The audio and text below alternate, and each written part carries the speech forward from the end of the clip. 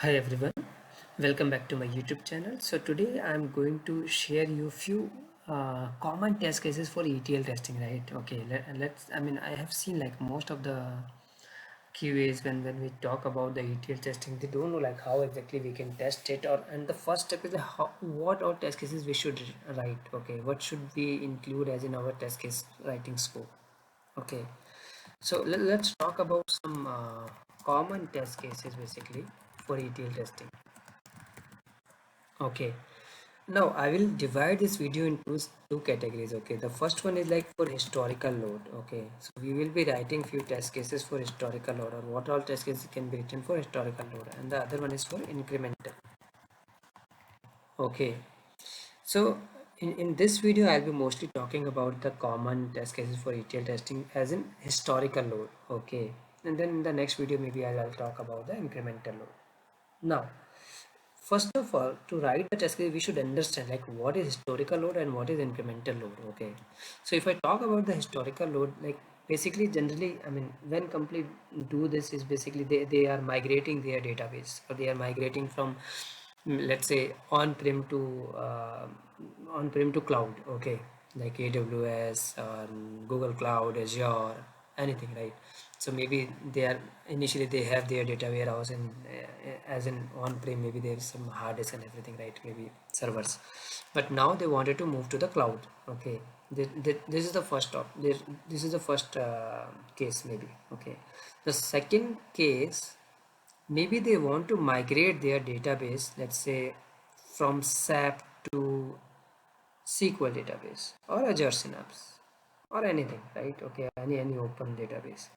Okay, so they are migrating their data from one database to another database. Okay, or the server, correct?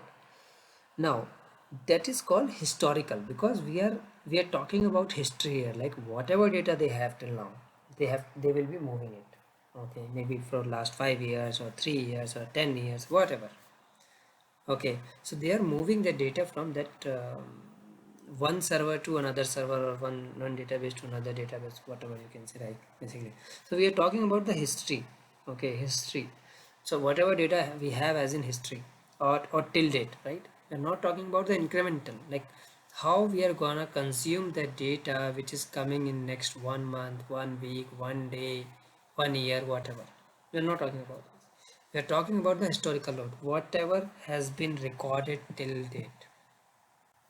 Okay, so I'll remove this. Okay, so we are talking about the historical load here. Okay, I hope it is clear now. Now, see, generally, when we talk about this historical load, okay, so obviously there are some source system, okay, and one is our target system, you can say, or database, you can say anything, okay, or server, whatever. Okay, now, so we are migrating from source to target, correct? Now, to migrate, there could be multiple options, right? Maybe they are writing some SPs, stored procedure. Maybe they are using some other options, or generally nowadays, since they are moving to Azure, most of the time moving to AWS or the clouds, or Google Cloud, right? They generally use pipelines. Okay, so pipelines, like the set of activities which are defined. Okay, we have created one pipeline kind of thing. Okay, so like this basically. Let me show paint. Okay, so if I talk about the pipeline is as the name suggests, right? We just create one pipeline. Okay, this is source. I'm just giving an example, please don't mind it. Okay, and this is destination. Okay, right? So we will link few tables to the source. Okay, we'll do all the transformation logics, everything here, maybe in multiple layers or something, right? We'll do all the transformations, everything, mission, extraction. Okay, okay, and then maybe data warehouse they are creating, right? So we will do all these activities here, right? From source to target basically, right? So there will be tables at the source point, there will be tables from the target point, right? But the way we are extracting the data, right, from source, the logic will be written here in the pipeline. Again, after that extraction, we will transform the data so that we can use it, okay, later on for let's say the future purpose, right? The predictions and everything, right? If you see nowadays, if you talk about this hmm, basically the coronavirus, right? So we have seen few graphs like going up and down, and then maybe they predict based on that, okay, so graph is going in this way based on the this much of data, so might be the future will be like this, okay. So so basically this data will be consumed or will be transformed or and populated in such a way that maybe in the future they can find out few things from it, okay. They can find their business out of it, okay. So if I take an example of Flipkart, okay, so if Flipkart started looking at his database, okay, so the most of the sales he will find, or the majority of users sitting on his system he will find on some occasions, right, like Diwali, like Holi or other festival, like anything, right, the 1st January, the New Year and all, right. And again, there could be other option, other reasons as well, like maybe they have given some kind of a discount started or some kind of sales they have started at that moment of time, right. And they are predicting, okay, if we start the sale with this percent of amount, maybe our sales will grow up to this reason, okay. So this is all about the data, right. So but my point here is, in source we will be having few tables, or we will be having the data in Excel sheet or Parquet file or whatever, okay. There could be different sources, right. There could be Excel sheets, right. Few companies might be holding the data in the Excel sheet, few may be holding in the DB, right. Few may be holding in the SAP, right. Few will be holding in uh, let's say Azure Synapse, okay. And few may be holding as in SQL, okay. So they're migrating into some target otherwise, okay. Let's say Azure Synapse again, okay. So this way, so basically we are extracting the data from the source system and we are putting the data into the target system, okay. Now, so most of the time now, and nowadays they create the pipeline and all the activities they will put inside it, okay. So the first test case will be like verify pipelines, like how many pipelines they have created, okay. And activities, like what all activities they are doing, okay, for loading the data, okay, from source, correct. Now we have loaded the data. Now the next activity is verify pipeline and its activity for you can say for loading, let's say, okay. Now after loading entire data, maybe they are extracting a limited data, right, whatever is required, right, out of this source, right. Now after this you will verify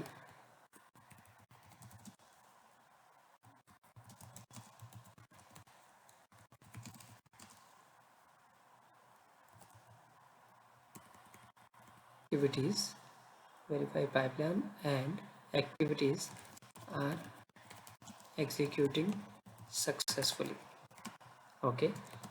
And okay, executed successfully after the transformation logic, okay. So if there is any logic that is run successfully, we can see the status of the pipeline, and after this we can see, I mean, we can see the status of all the transformations, or not all the transformation, I mean to see that particular stage in the pipeline, okay. If the stage is passed, it means all the transformation logics calculated successfully.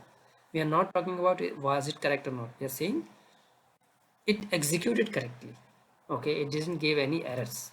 Now then we will verify the data in destination basically, okay. And will verify the pipeline and its activities for loading the data in target or destination, like how much data came and how much time it took. Okay, so these kind of things. Okay,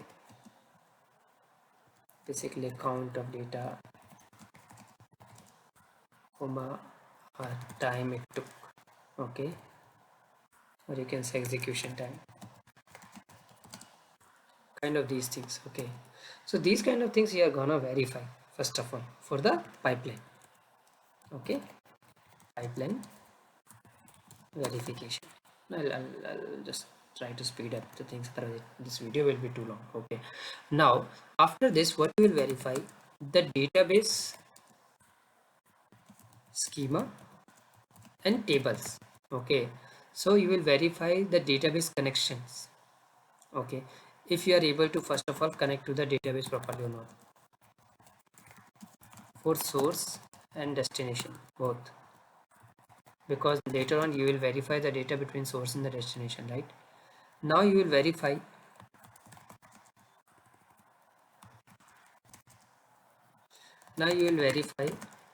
the schema. Okay, schema basically in both existing system, like existing source as well as in destination, right? And then you will verify the tables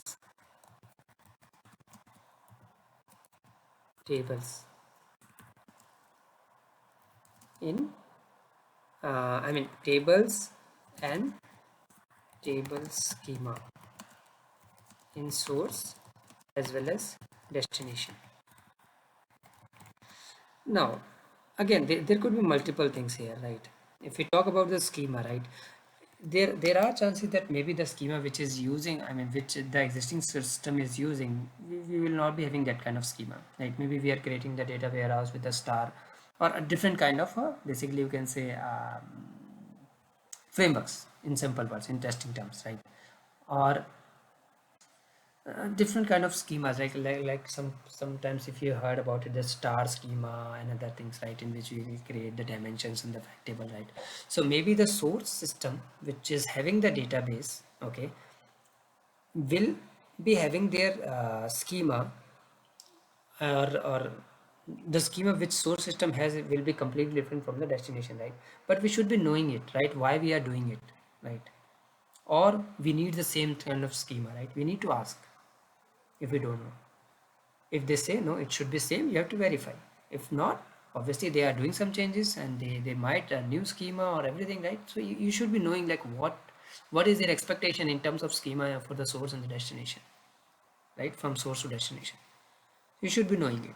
The second thing is like for the tables, right? Maybe in the source we have 100 tables, but for the destination maybe we are filling only 80 tables because only 80 tables are required, rest 20 tables are not required now, right? So you should be knowing it, and then you will verify only those 80 tables with the source and the destination, and then the schema, right? Again, that schema part will dependent, right? If they want the same kind of schema, or if they want some different kind of schemas, right? So you should be knowing it and you should be verifying these things. Now after this, the third round will be the table and the columns. Okay, so in the tables, obviously you will check record count, right? Whatever data is here, as in it's verifying in source and destination, right? On for source and destination, right? And in the same way, like you will verify the column mapping, right, from source to destination,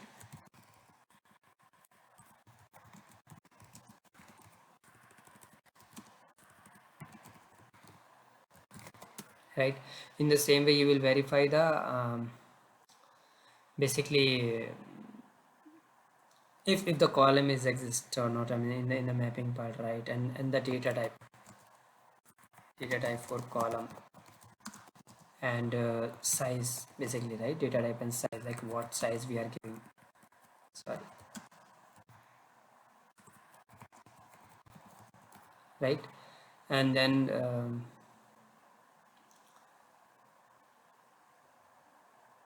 basically the data, right?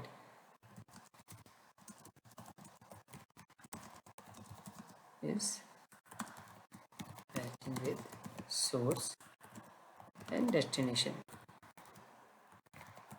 Okay, now I'm just giving you the high level overview, like how you can write the test cases, what all the common test cases could be for the ETL testing. Okay, in the next, again, I'll create multiple videos on it, and I'll show you, like, I'll show you few test cases, right? Few sample test cases as well, right? Now, after this, we need to verify the data cleansing activities. Okay, correct.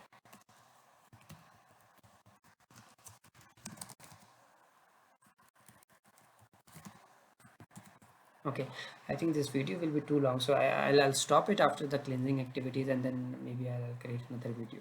Okay, so here we will verify the formatting of tables, columns, formats such as date, integer, character in the destination. Okay. Earlier we just verified the type. Now we will check about the formatting, like the data formatting. We are taking as a date, right? But what would be the format of date? Is it month, date, and how it is supporting, right? So we'll verify that cleansing activities. So we'll say verify the formatting of table. Okay, four columns basically, like date and characters or other things, right, in the destination and the source. Okay, now then you will say like data truncation, right? Like if there is any data which got truncated, okay, which got deleted from the source, it should not be there, right? Obviously, because we are doing historical load, right? So if it is not there, it should not also be there in our system, right? So verify, uh, basically, data truncation. Okay, then you will say verify duplicates, like while uploading the data there won't be any duplicates. Okay, and the relationship, that is the most important part, right? Relationship should be exist. I mean, in terms of relationship, what I mean to say is like the parent and child between the tables.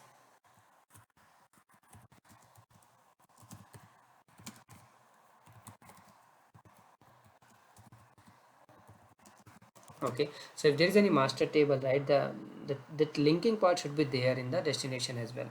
Okay, then you'll say uh, primary key and all, right, if they really exist, right? But in most of the cases nowadays, since we are using data warehouse concept and everything, right, it's not there. Correct. So also check, like, if the data got loaded multiple times, right? Let's suppose if I'm cleaning, if I'm running the pipeline, right, it loaded the data, and in between the pipeline got failed, right? So how much data got loaded, and if I rerun the pipeline, first of all it will truncate the data, right, and then it should idly rerun the pipeline. Correct. So these kind of activities you need to verify. So I think that's it for this video, but I will again try to add few more points in the next video, and we'll talk more about the incremental load, how we will verify the incremental load of data. Okay, how we will see appended data, how we will see updated data and everything, right? How we will verify those things, right? So that's it. I hope this video will help you. I know it a bit longer. Yeah, but thank you.